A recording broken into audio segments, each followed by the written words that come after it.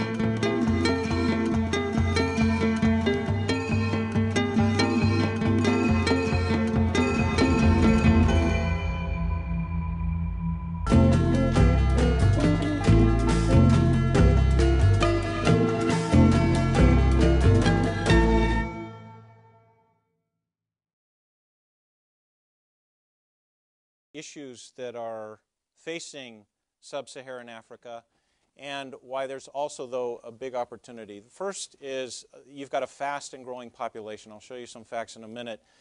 You also have a growing economy. These are economies that are growing among the fastest in the world, yet there's still significant unmet medical need. So if you start with the population and you look, Africa has about 1.1 billion people, and it's growing at about 2.2%. So it's growing faster than Asia, which was a surprise for many people, and even faster, well, definitely faster than Europe, was essentially flat. Also, the population is urbanizing very rapidly. So there are already 50 cities in Africa that have populations over 1 million people. And by 2030, we estimate that 50% of the population is going to live in the cities. So what does that mean? It means that this population, as it grows, is going to create additional challenges in Sub-Saharan Africa. If you look at 2010 and 2050, over the next 40 years, there's going to be a rapid increase in the number of 15 to 25-year-olds, which will put pressure on the education system. It'll also put significant pressure on the healthcare system and jobs. But the good news is that there is huge upside in terms of financial growth in these countries. Nigeria, 170 million people with an economy that's growing 6 to 7% per year. There's going to be rapid growth, and there's going to be the emergence of a middle class. We're already seeing it.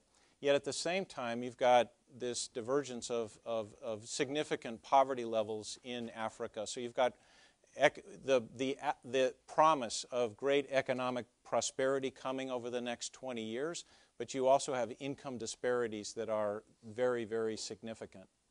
So what happens is we know that when developing markets around the world start to build middle classes, demand for health care increases pretty significantly. Because as people move into the middle class, expectations around health care increase. As nations become wealthier, they tend to spend more on health care. And we project that in the, let's say, even just the pharmaceutical industry, we expect double-digit growth for the next 10 to 15 years in Africa. But a lot of it is going to be out of pocket because the governments and the reimbursement systems in Africa are nowhere near where they are in Europe or in the U.S. So that's going to create also additional pressure on the healthcare system, this out-of-pocket dynamic that's going on.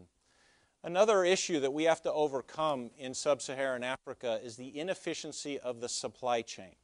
So when a company like Novartis sells a product into the supply chain into a country, and let's say that price is an index of 100, you can see that because of the complex supply chain of getting that product to the patients who need it through wholesalers, retailers, and even health shops, which are small, sometimes even just kiosks that exist in rural parts of Sub-Saharan Africa, you can pay 3 times the price that we have sold it into the system. So if you're in Nigeria, you can see prices that are actually higher than in most parts of Europe because of this inefficient supply chain. And I'll talk to you a little bit about how we're addressing that. Now, when you think of Africa and the health care needs, right now, everyone thinks of communicable diseases. So Africa has only 15% of the world's population, but they have a very large percentage of the world's communicable diseases. So over 90% of all malaria cases are in Africa. HIV/AIDS, 3/4. But what's happening now is that as the emerging middle class starts to become wealthier and wealthier, you have a situation where non-communicable diseases are starting to increase at pretty rapid rates. So we think that over the next 20 years, we're going to significantly have to address those non-communicable diseases such as diabetes, cancer, and cardiovascular disease. Now with that kind of as a backdrop, let me tell you about Novartis's approach and what we're doing and what we're taking. And I'd like to introduce the company just for a couple of minutes and then talk to it specifically about what we're doing in Africa. We are a company that is based in Switzerland, so we are a Swiss company. We have a very rich heritage, and it's in our DNA to care for patients. People who come to Novartis, whether you work in as a scientist or as a physician or as a commercial person, they generally come to Novartis because they want to help patients that have significant unmet medical need. And we define our mission as caring and curing. And we measure the number of people that we touch every year with one of our medicines. And last year, this is an audited number, we hit 1.2 billion patients around the world. It's partly because of the diversification that we have for example, our strategy is to win through science-based innovation. So we invest a significant amount of money in discovery and development at a time when many pharmaceutical companies are starting to outsource R&D. We're insourcing R&D, and that's the way that we believe that we will move medicine ahead in the next 20 years. But it starts with the patient needs. So we define what we do as thinking about the needs of people that have healthcare needs. So people need innovative medicines, new cancer drugs that can change the course of a disease, but people also need prevention, vaccines. They need affordable options like generic versions of innovative medicines so that we can increase access to medicines in many countries. And also, they need self-care. Many people around the world are taking health into their own hands, and many over-the-counter drug products will be able to help people around the world care for their own health. So we have structured our divisions. We have 5 divisions. They're quite autonomous, ranging from an innovative pharma division to an eye care division, a generics division, a vaccines division, and then a self-care division. And each of them work together to try to solve healthcare needs around the world. We're a very big company, bigger than what most people think. Our sales last year were $58 billion. We invest $9.9 billion a year in research and development. That makes us the 7th largest company in the world in any industry in terms of the amount that we spend on research and development. We are one of the top 20 companies in the world in terms of market capitalization. We just crossed $200 billion. So this is a company that has significant resources that can help solve healthcare needs around the world. We're most known for changing the practice of medicine in certain diseases. Our most famous drug is called Gleevec, and this is a drug for chronic myeloid leukemia. This was introduced in 2001, and it took what was a death sentence if you were diagnosed with chronic myeloid leukemia, and it turned it into a chronic disease. So we have people that have been on the drug for 13 years. They're leading normal, healthy lives. They take one pill once a day, and we've been able to transform that particular cancer into a chronic disease. We also introduced and discovered the first meningitis B vaccine.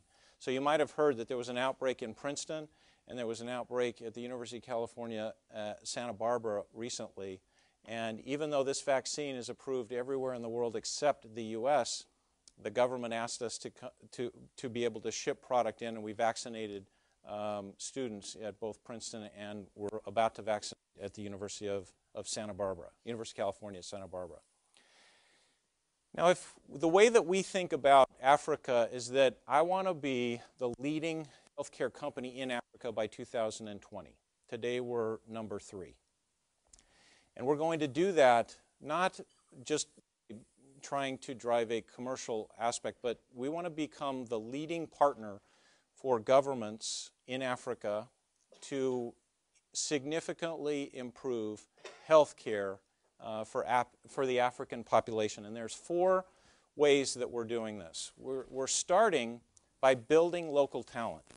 I don't believe that you can run a business in Africa by sending in expats from either Europe or from the U.S. We have to find African talent, build that talent, and build our business through that talent. The second way is that we're improving access to medicines. So if you think about malaria, malaria is a curable disease. We have a drug that cures malaria in 3 days. Yet there are hundreds of thousands of children that die every year from malaria. So improving access is the second big priority. The third big priority is that we must build local capacity, local manufacturing, and local R&D capability.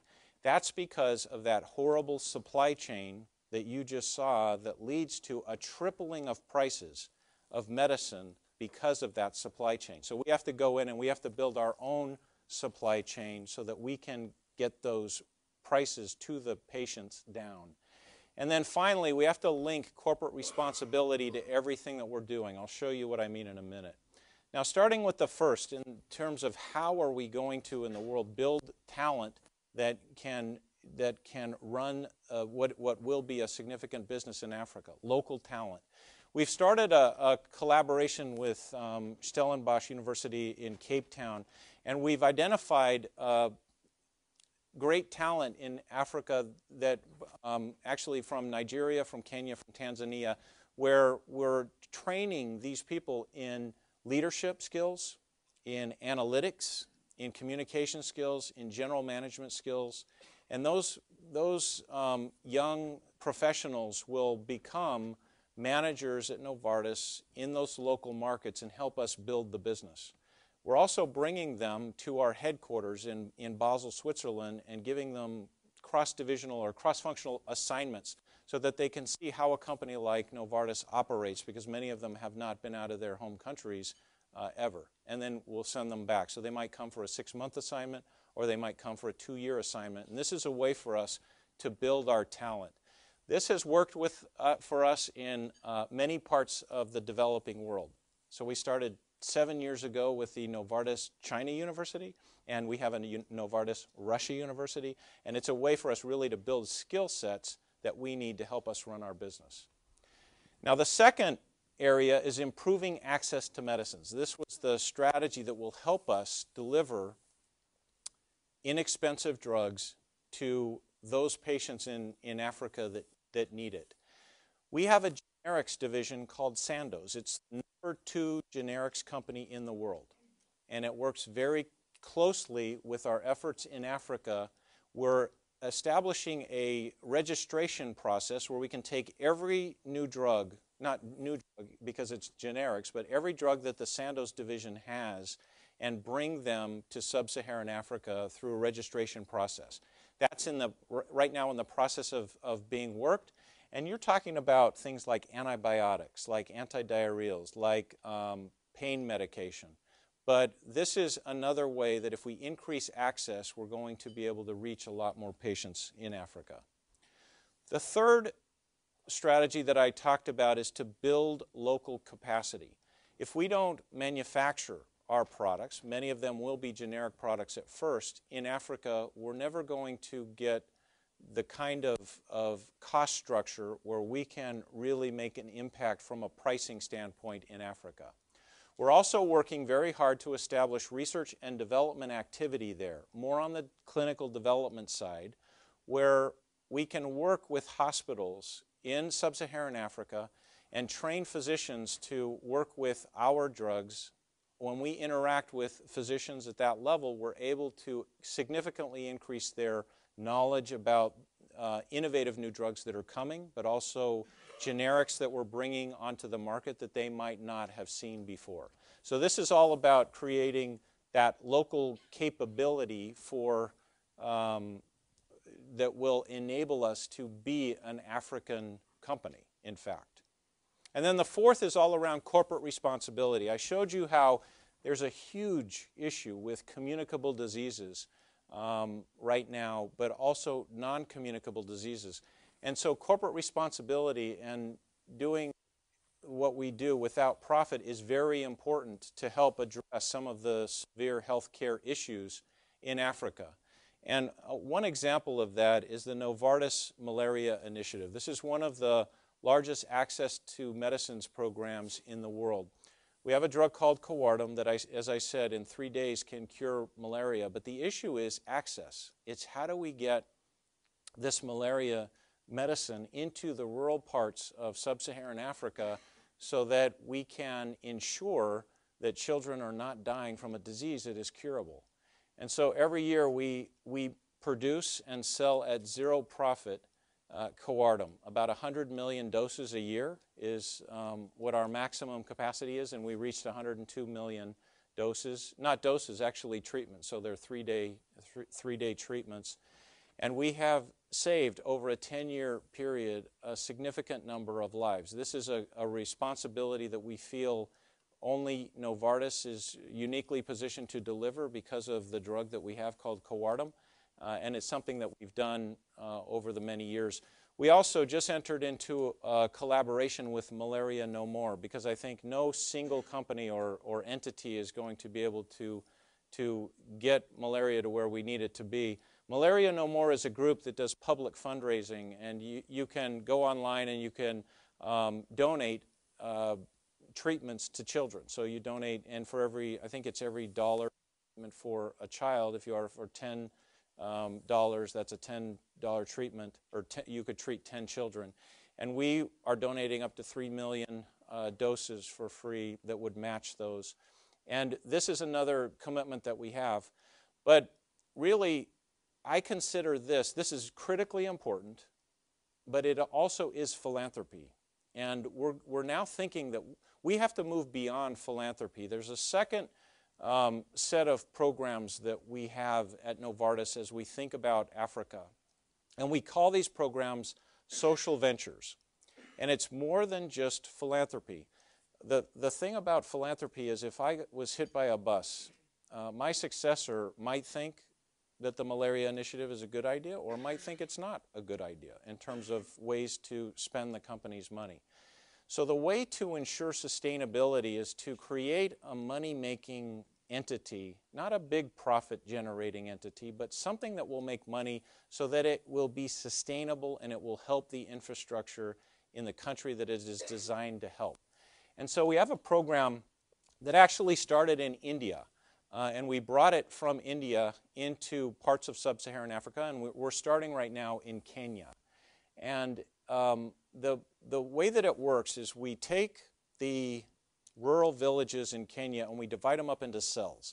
And in each cell there might be 50 villages. And in that one cell we'll hire a health educator, a Novartis health educator, and a Novartis sales supervisor. And those two people will visit each one of those villages, and the health educator will announce that she or he is providing a seminar on certain types of health care in the town village. And we get huge turnouts.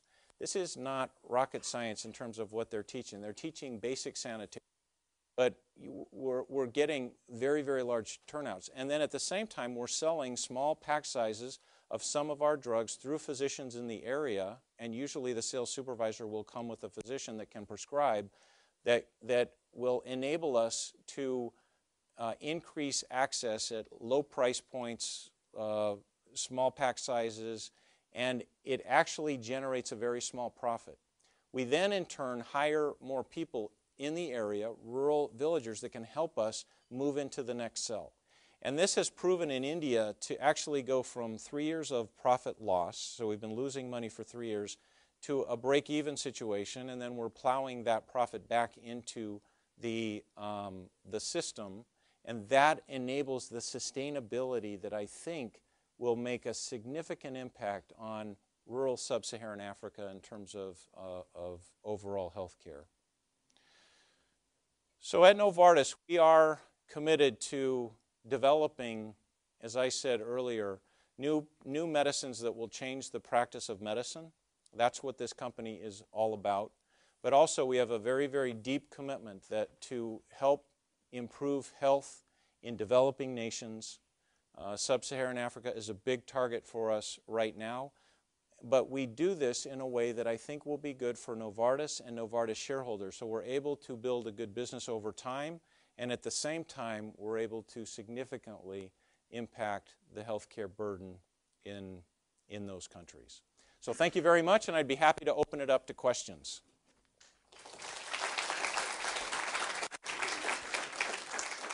Yes? Are you guys investing in that at all, and how do you see that changing? We are. We're right now working with the Earth Institute, Jeffrey Sachs. Have you heard of Jeff Sachs? And he's got a program called the 1 Million Community Health Workers program, and we are working closely with him. We've donated money to help him bring community health care workers that could help substitute for the lack of primary care. He has some incredibly powerful research that shows that you don't always need a full-blown physician, that if you can get community health workers into some of those, particularly the rural areas, you can have a significant impact on health care. It's an issue, though. You know, as these governments start to have their economies grow, they're going to be faced with a lot of different priorities. right? You saw the way that the population is, the very young population, they're going to have to choose, am I spending on education, am I spending on health care? So I think this is going to be a long-term program, but it's definitely an issue. Yes?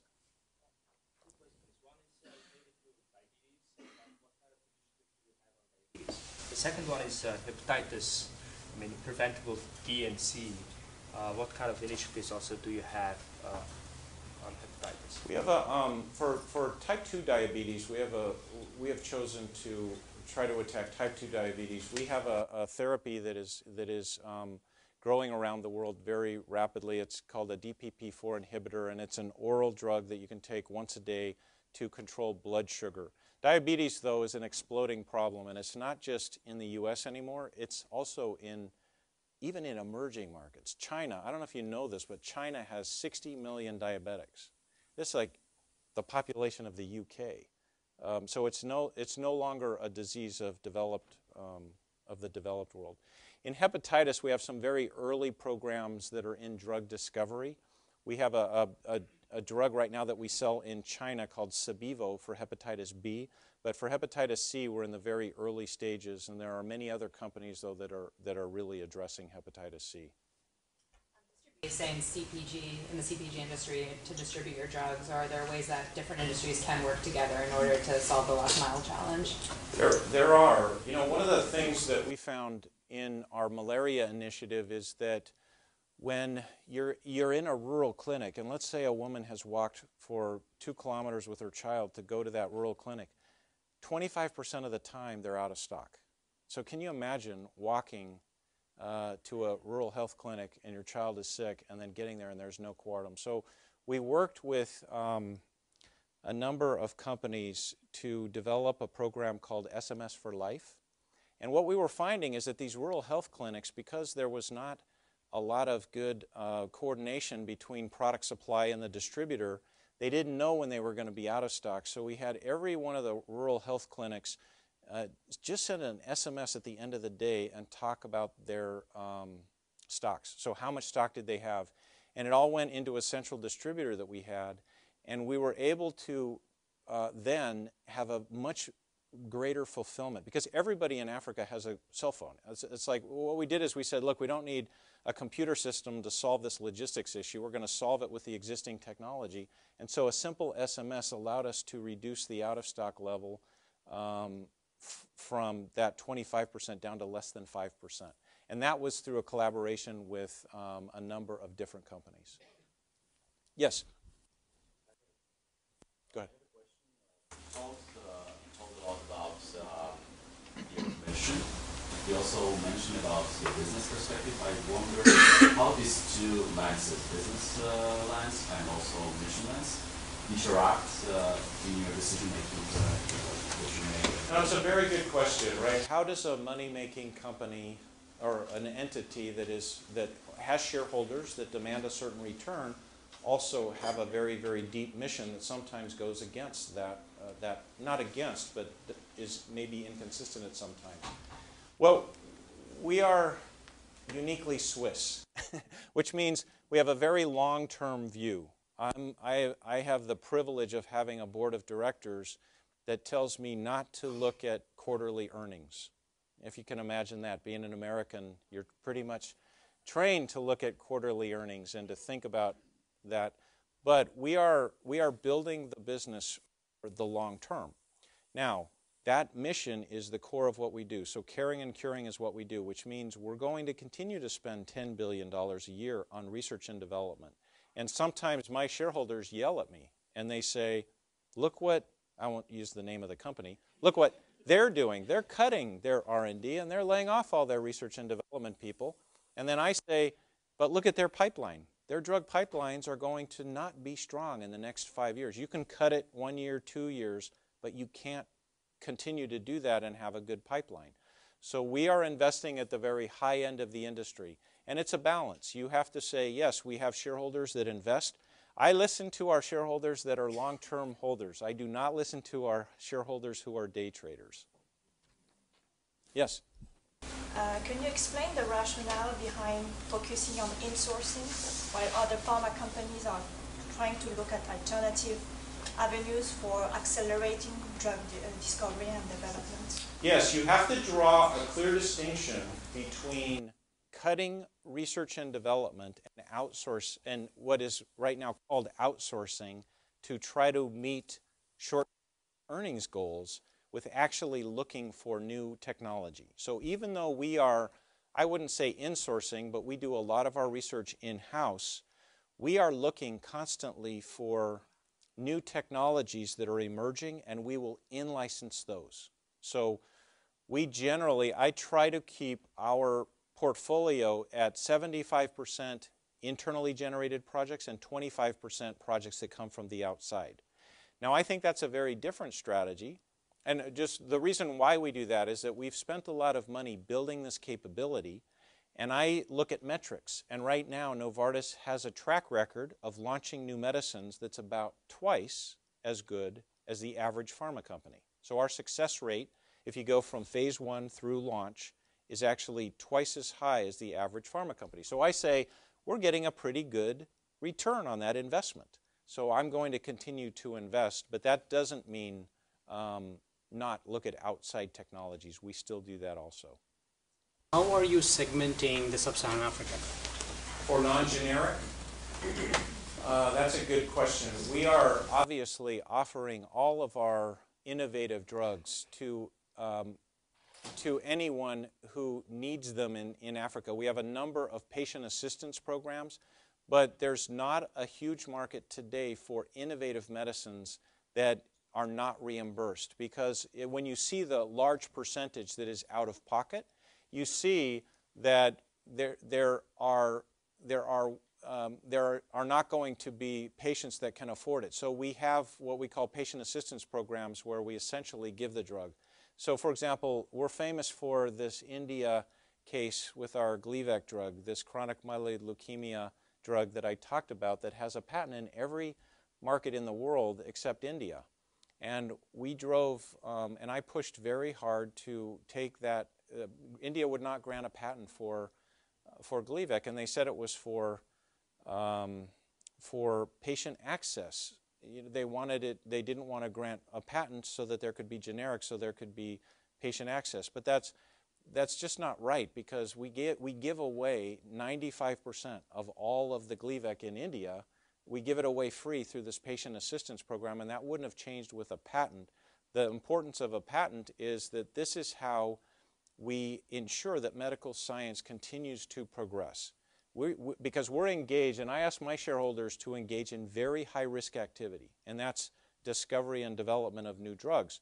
We have to get a return for that, and we can only get it through intellectual property. So we push that to a very, very hard level, and many people try to link that with access to medicines.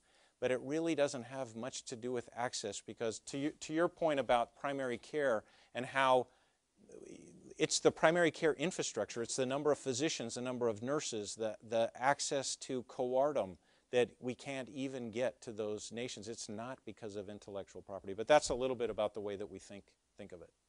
Yes? I'm curious what the issues are with the US FDA and the meningitis drug and why it wasn't approved. You for Princeton and Santa Barbara.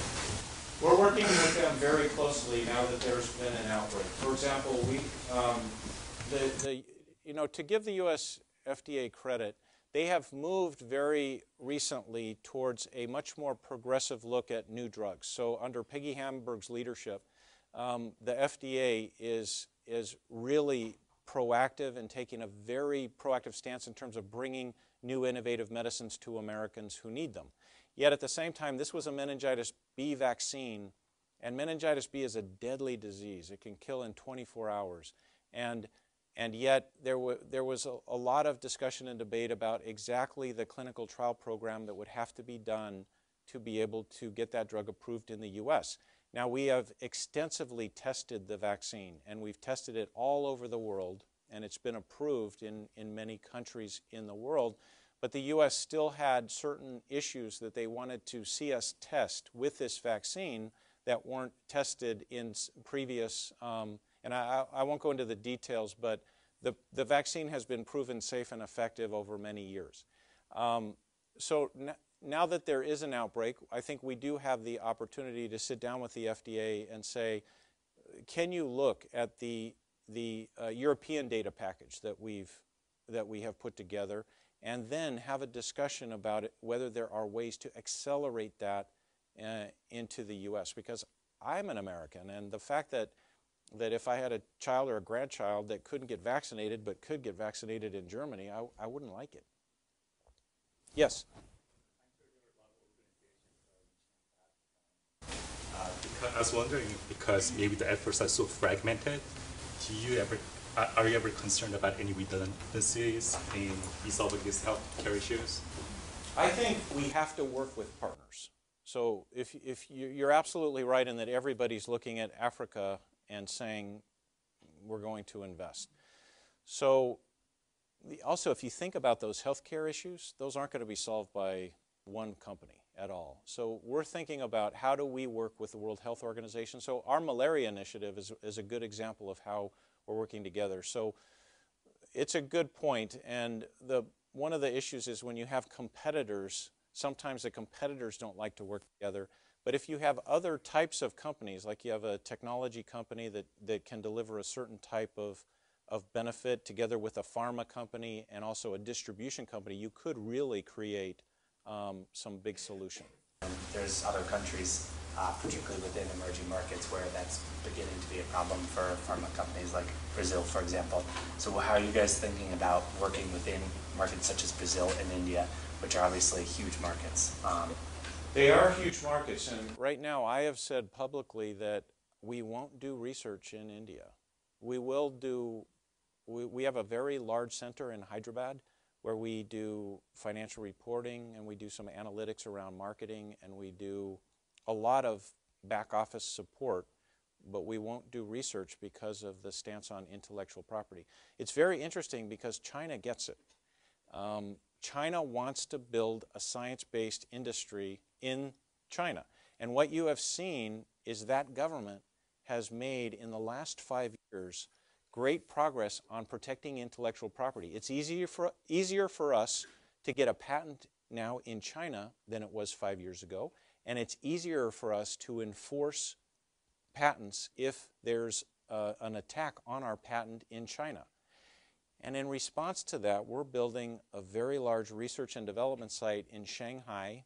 It's costing us over $1 billion, but that's the difference, I think, between China and India in terms of the understanding of the fact that this is the way that life sciences can invest in coming up with breakthrough therapies. It just doesn't happen if there's not protection of intellectual property. Are there products within the Novartis portfolio that you've opted not to pursue, even attempting to launch in the country, period, based off of other challenges in the supply chain, like cold chain storage or otherwise? Yes. So there are some vaccines that we have in our vaccines division that unfortunately we can't launch into India because of, not India, into Sub-Saharan Africa because of the lack of cold chain distribution and ensuring that we're going to have quality assurance. So that's another example of how infrastructure itself, not access to medicines or vaccines, but its infrastructure keeps some of the products off the market. So as we start to develop and we build, we think that we can solve a large part of those.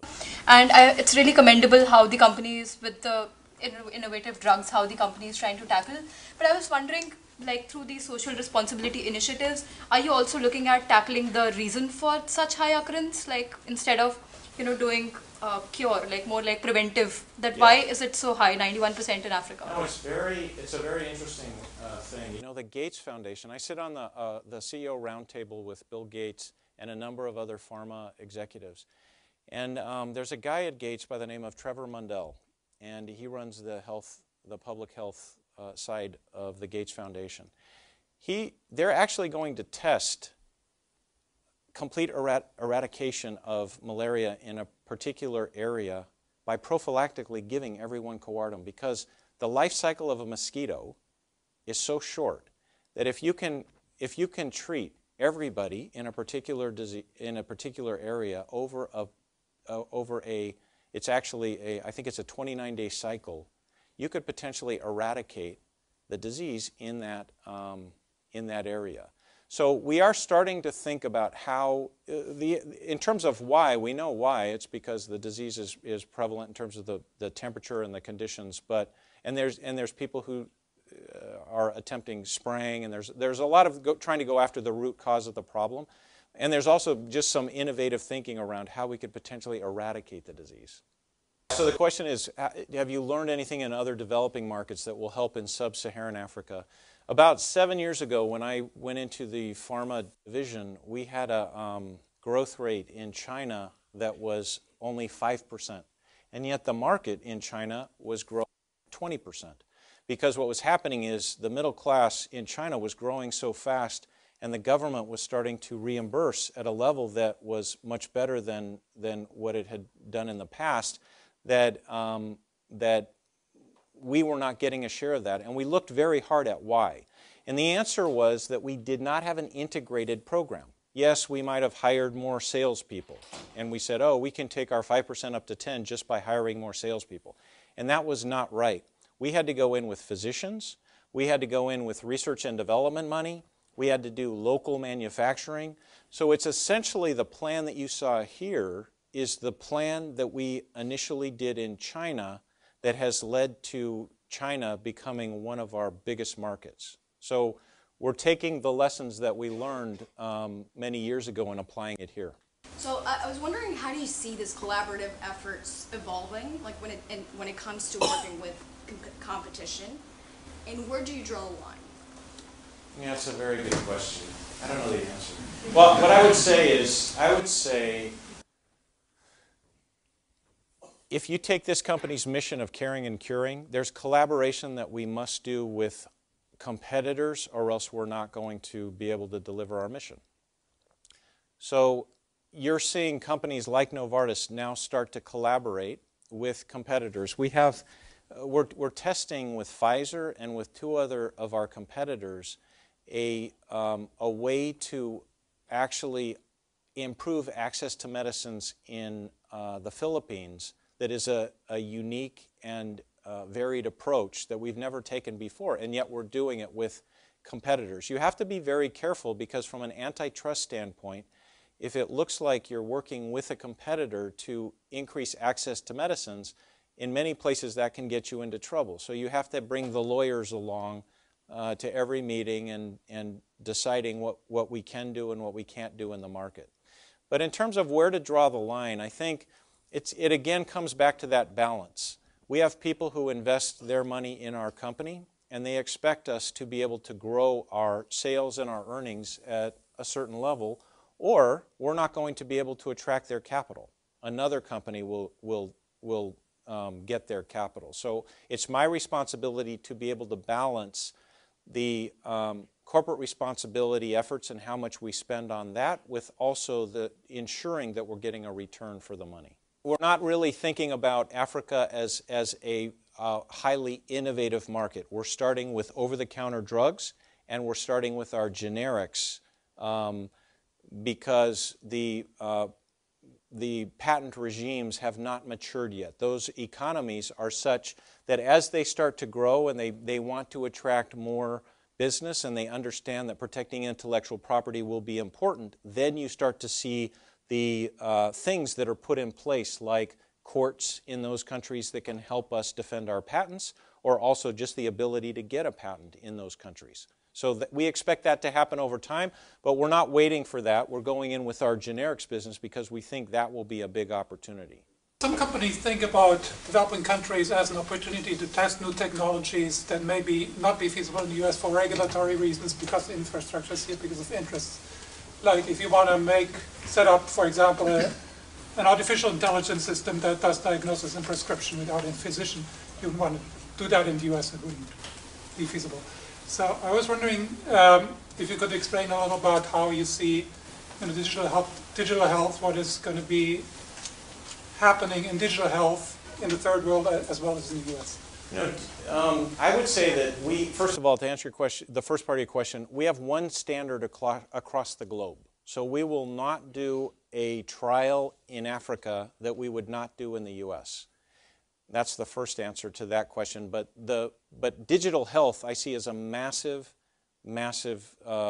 element to changing healthcare in the developed world and in the developing world. All you have to do is look at what's crushing our healthcare system.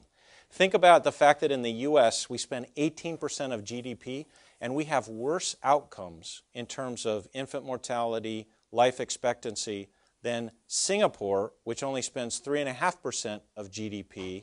This is unbelievable. And if you think about what's driving that, part of it is just inefficiency in the system, right? The developed world spends over $4 trillion in healthcare, and we believe that 25% of that is wasted. Either a pill is given to somebody who's not going to respond to it, or people with heart failure come out of the hospital, they go back into the hospital, they come out of the hospital. So digital health, I think, will enable us. One easy example is remote patient monitoring. You can now give a remote patient, a monitor to a patient that will monitor heart rate, it will monitor blood pressure, it will monitor things that we were not able to measure before, and we'll be able to keep patients at home until they really need to come to the hospital, and we'll be able to reduce the waste of some of the waste that is occurring right now. So there's an explosion of technology in developing and developed worlds. In the developing world, the thing about technology is that you can leapfrog, right? You don't have some of the old infrastructure that you have in the West, in Western Europe, or in the U.S., like the fact that everybody's got a mobile phone. So mobile health in Africa is going to be probably faster than in the U.S. Yes? Years. In an emerging country or area like Sub-Saharan Africa, how are you going to control counterfeit drugs and drugs that are being given after they've expired, for example? Yeah, counterfeiting is a big issue because it's very easy to make a lot of money if somebody who has no, somebody who wants to counterfeit drugs in a country where there are not good checks and balances. As a company, we have a very large and strong security force that spends a lot of time investigating. They're kind of underground, so you don't hear a lot about them, but they are constantly investigating counterfeit drugs of Novartis in Africa, but even in the U.S. There are parts of the U.S. where there sometime can be an issue. It's mostly outside the U.S., but I think the way to address it is to first recognize that it's an issue, and then secondly, put technologies in place that can prevent it. So the whole industry is about to invest in this technology called track and trace, that from the very beginning of the production of one drug, you will be able to identify through a basic scan where that drug was produced, whether it was the original drug or not, and what the expiration date is.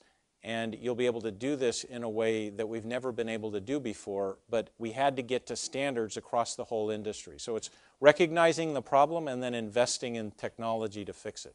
Yes?